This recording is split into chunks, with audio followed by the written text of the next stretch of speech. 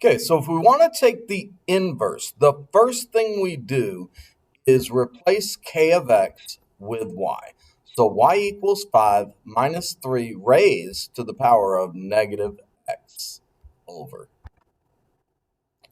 Now, the next step is x and y trade places. So we get x equals 5 minus 3 to the power of negative y over 2. Now, the next step, we want to get rid of that negative 3. So we're going to add 3 to both sides.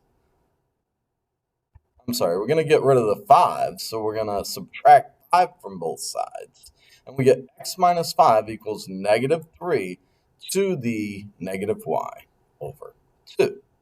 Now, one major rule that we have is when we have an exponent or a log, there can't be anything in front, no coefficient.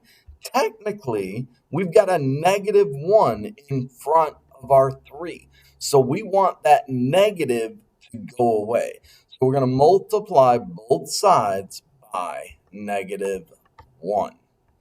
So the 5 becomes positive, the x becomes negative. So I just put the 5 in front. 5 minus x equals positive 3 raised to the negative y over 2.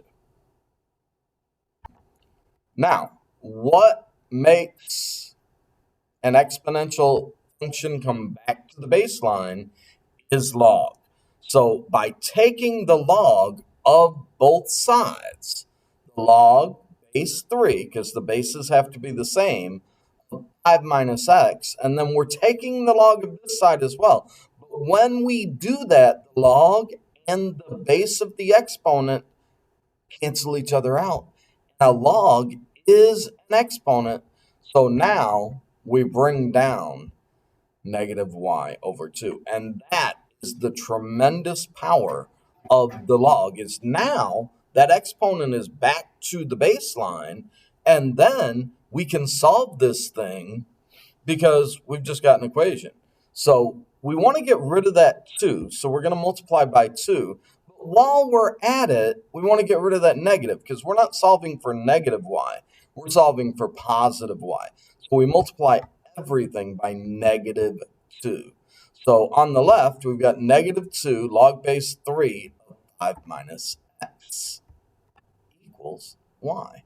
Our final step is just notation. Let's bring it back in terms of the function k of x, but now it's k inverse x equals negative 2 log base 3 of 5 minus x.